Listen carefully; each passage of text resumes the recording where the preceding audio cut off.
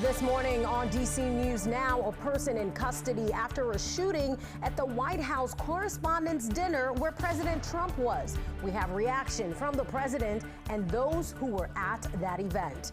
And a Georgia congressman proposing legislation to revert DC back to a square shape. What that could mean for Virginians. And welcoming the Washington Commanders class of 2026, we're highlighting the newly drafted players to the team.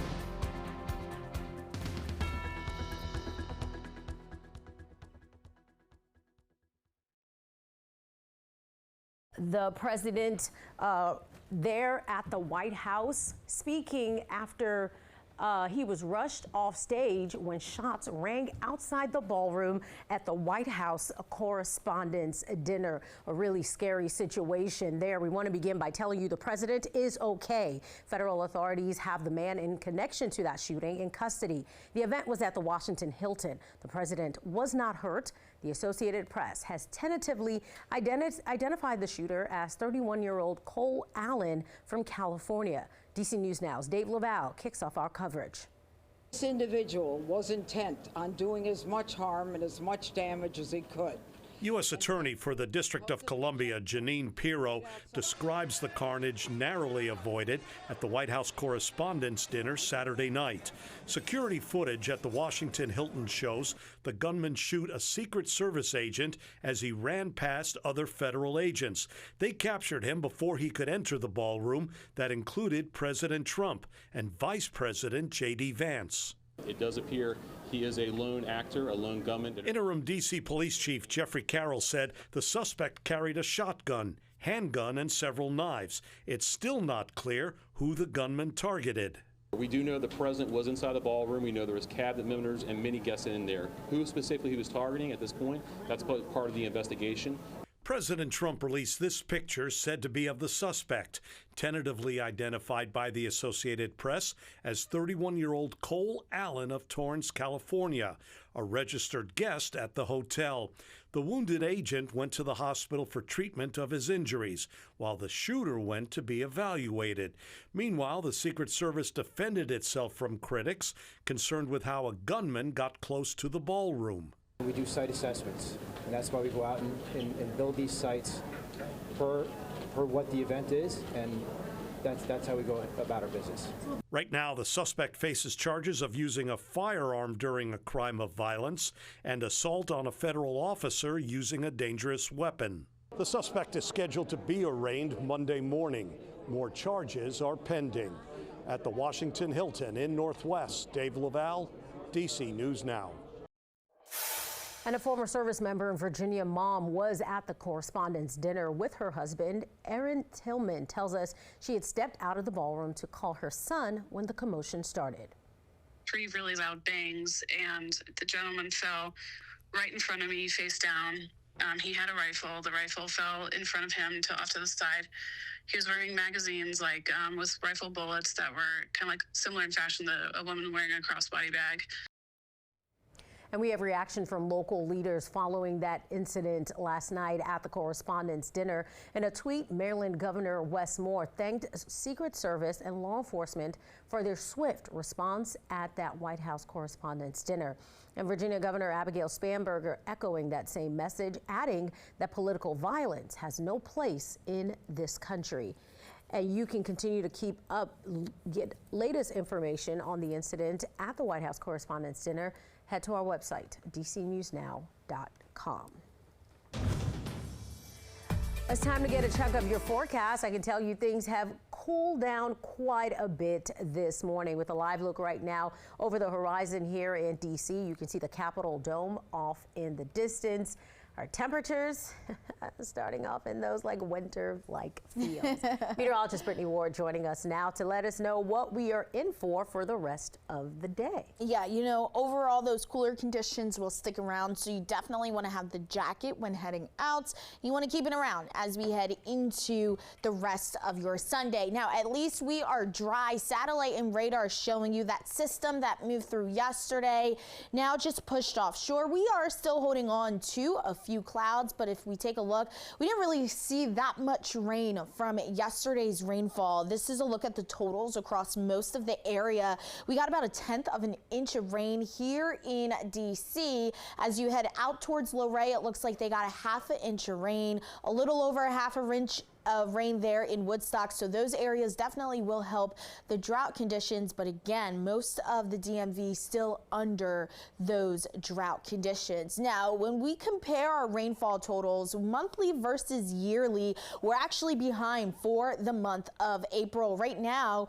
we got over 1 inch of rain for the entire month, and that's about 1 inch below normal. For this time of year, we look at the yearly total, we usually get about 9 inches of rain. That's what we got so far to date this year, but we're about 2 inches below than what we normally see in rainfall this time for this year. So are we expecting more rain as we head into the month of May? Tosin, I'll have all those details and more coming up in about 10 minutes.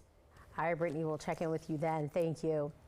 6:05 this morning, developing a highway worker was killed on the Beltway in Prince George's County. Police say that worker was hit at about 11:45 Saturday morning while setting up traffic cones to help with traffic control. It happened near Exit 4 in Forestville. State police have not released the victim's name yet. And in D.C., a man is recovering from serious injuries after being rescued from an overturned vehicle on 295 Saturday morning. It happened in the southbound lanes at Exit 2 near Malcolm X Avenue in Southeast. There's no word yet on what led up to that crash. Another special early curfew zone is in place this weekend. Anyone 18 and under cannot gather in a group of more than 9 in public spaces in Navy Yard. This curfew starts at 8 p.m. and continues until the citywide curfew for children and teens starts at 11 p.m. And a heads up for parents, the superintendent's office is taking new steps to address and track attendance trends in the district. They're launching a new dashboard that tracks chronic absenteeism and truancy. It'll be updated monthly and breaks down the stats by grade level, ethnicity, and by school. Right now, it shows chronic absenteeism is at about 35% for the school year. Chronic truancy is at 24%. We have a link to the dashboard on our website, dcnewsnow.com. Just search chronic absenteeism. The USDA's Beltsville Agricultural Research Center will soon be decommissioned, but members of Congress that represent Maryland are trying to stop the facility in Prince George's County from closing. Here's my report. You know, we're not going to let them go without a fight. That's the reaction from Maryland Congressman Glenn Ivey to the news that the Beltsville Agricultural Research Center will be decommissioned. It's part of the USDA's Research, Education, and Economics mission. The department says as part of the effort, agencies will relocate certain positions in the National Capital Region and move those across the country to make research closer to stakeholders. It's a big step back for the scientific output. Ivey says the scientific research that's come from the Beltsville facility has helped the American ag economy. And, you know, by uprooting it, you change the conditions of climate and the land that they've been using for the testing. You turn those from controls to variables.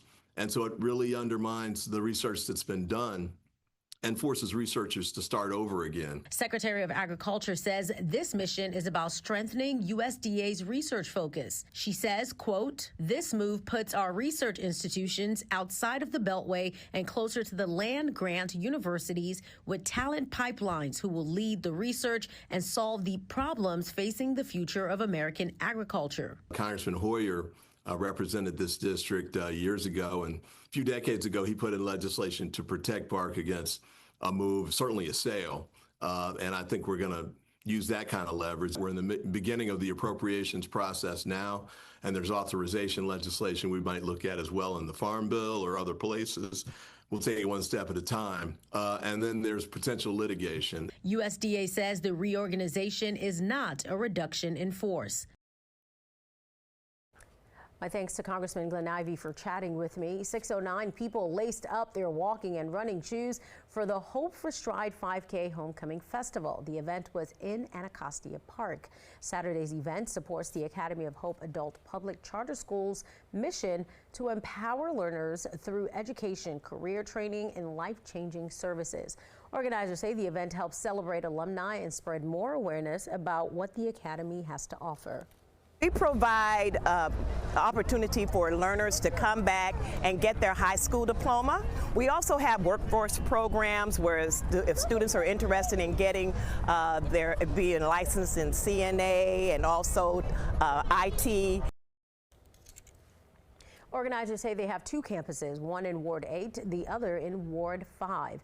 This year, the Academy of Hope is celebrating its 40th anniversary. And DC residents turned out to help spruce up the city, cleaning up public spaces along the way as part of Mayor Bowser's 10th annual spring cleanup.